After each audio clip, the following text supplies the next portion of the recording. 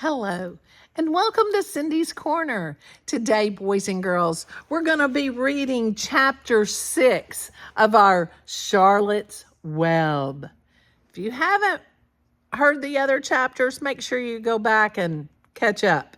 All right, our author is E.B. White, and our illustrator is Garth Williams. There's a few pictures scattered throughout. This is a chapter book, and in our table of contents, it shows that there's 22 chapters. This is a table of contents, and it has each chapter. And this is a level 4-4, and it's worth 5 points for my AR testers. All right, we're on chapter 6. Summer days. So now Wilbur has met Charlotte. Let's see what he does. The early summer days on a farm are the happiest and the fairest days of the year. Lilacs bloom and make the air sweet and then fade. Apple blossoms come with the lilacs, and the bees visit around among the apple trees. The days grow warm and soft. School ends and children have time to play and to fish for trouts in the brook. Avery often brought a trout home in his pocket, warm and stiff and ready to be fried for supper. Now that school was over, Fern visited the barn almost every day to sit quietly on her stool. The animals treated her as an equal. The sheep lay calmly at her feet. Around the 1st of July, the workhorses were hitched to the moving machine, and Mr. Zuckerman climbed into the seat and drove into the field. All morning, you could hear the rattle of the machine as it went round and round, while the tall grass fell down behind the cutter bar in long green swaths. Next day, if there was no thunder shower, all hands would help rake and pitch and load, and the hay would be hauled to the barn in the high hay wagon, with Fern and Avery riding at the top of the load. Then the hay would be hoisted sweet and warm into the big loft until the whole barn seemed like a wonderful bed of timothy and clover. It was fine to jump in and perfect to hide in. And sometimes Avery would find a little grass snake in the hay and would add it to the other things in his pocket. Early summer days are a jubilee time for birds. In the fields around the house, in the barn, in the woods, in the swamp. Everywhere love and songs and nests and eggs. From the edge of the woods, the white-throated sparrow, which must come all the way from Boston, calls, "Oh, Peabody, Peabody, Peabody." Oh, an apple ball. The phoebe teeters, the wags its tail, and says, "Phoebe, Phoebe." The long sparrow, who knows the brief and lovely life it says, "Sweet, sweet, sweet." Interlude, sweet, sweet, sweet. Interlude. If you enter the barn, the swallows swoop down from their nest and scold. "Cheeky, cheeky," they say. in early summer, there are plenty of things for a child to eat and drink and suck and chew. Dandelion stems are full of milk. Clover heads are loaded with nectar. The Frigidaire is full of ice-cold drinks. Everywhere you look is life.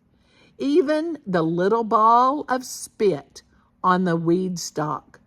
If you poke it apart, has a green worm inside it. And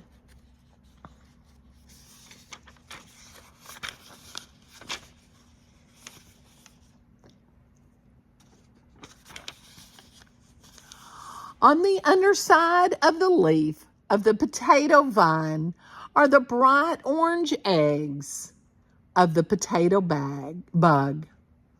It was on a day in early summer that the goose eggs hatched.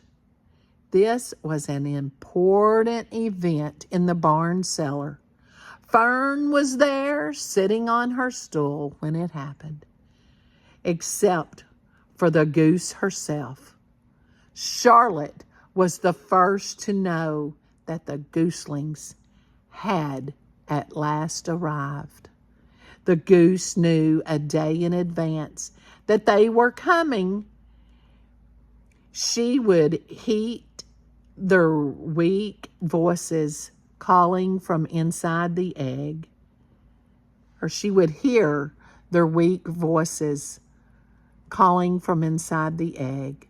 She knew that they were in a desperately cramped position inside the shell and were most anxious to break through and get out.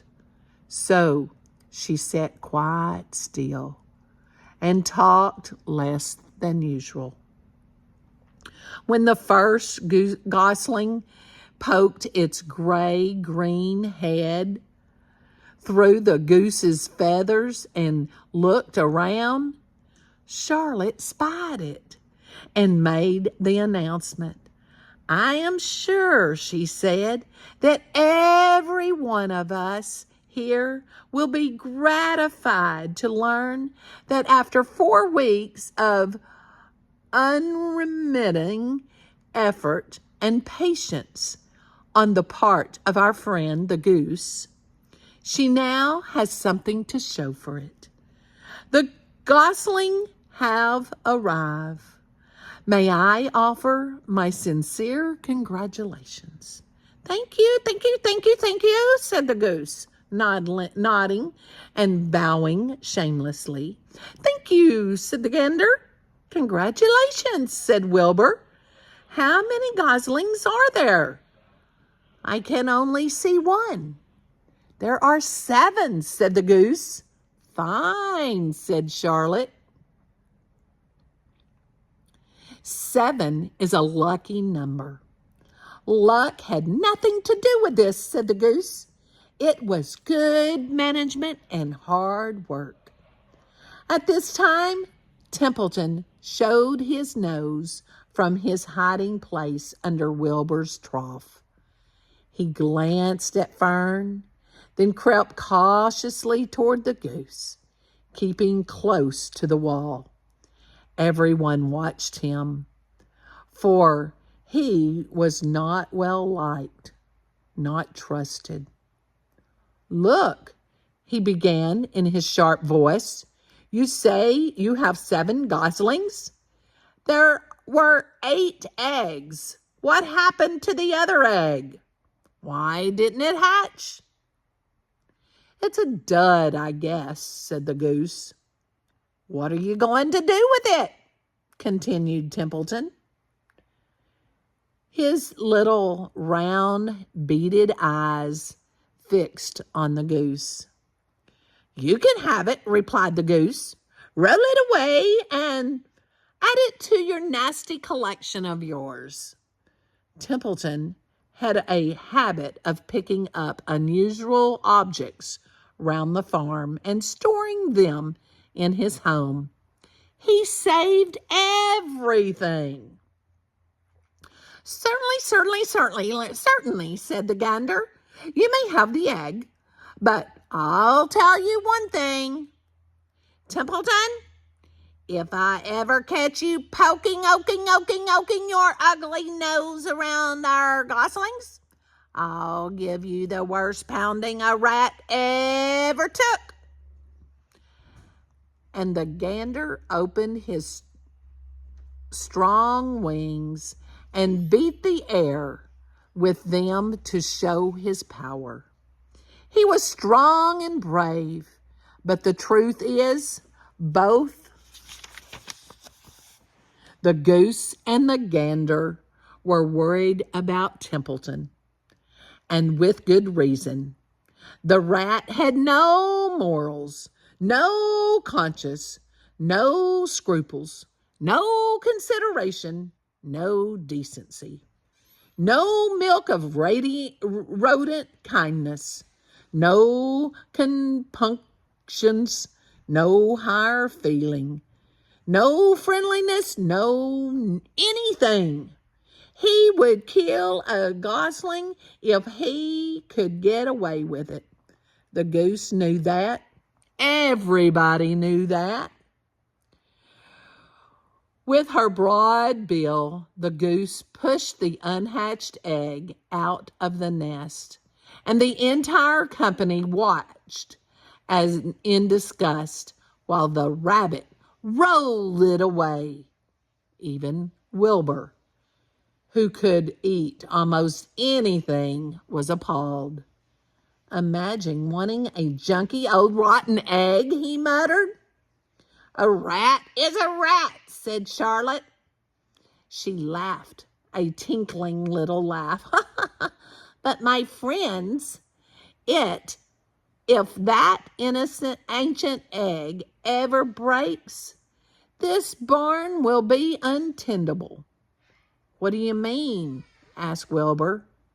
It means nobody will be able to live here on account of the smell. A rotten egg is a regular stink bomb. I won't break it, snarled Templeton. I know what I'm doing. I handle stuff like this all the time. He disappeared into his tunnel, pushing the goose egg in front of him. He pushed and nudged till he succeeded in rolling it to his lair under the trough. That afternoon, when the wind had died down and the barnyard was quiet and warm, the gray goose led her 7 goslings off the nest and out into the world. Mr. Zuckerman spied them when he came with Wilbur's supper. Well, hello there, he said, smiling all over. Let's see. 1, 2, 3, 4, 5, 6, 7. 7 baby geese. Now, isn't that lovely?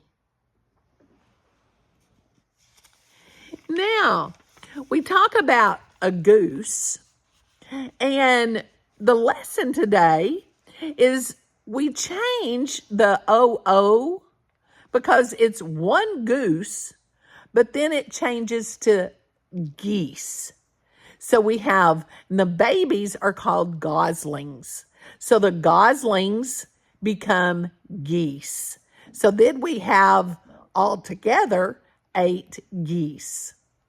So you have goose is 1, singular, 1, and geese is more than 1.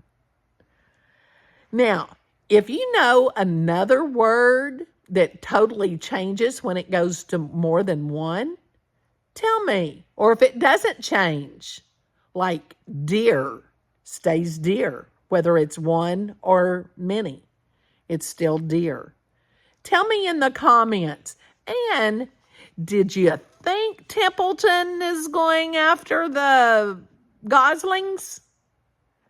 Do you think he'll break his 1? Does he know what he's doing? I can't wait to see your comments. And Most importantly, if you want me to continue reading, give us a thumbs up and give somebody a hug and tell them you love them.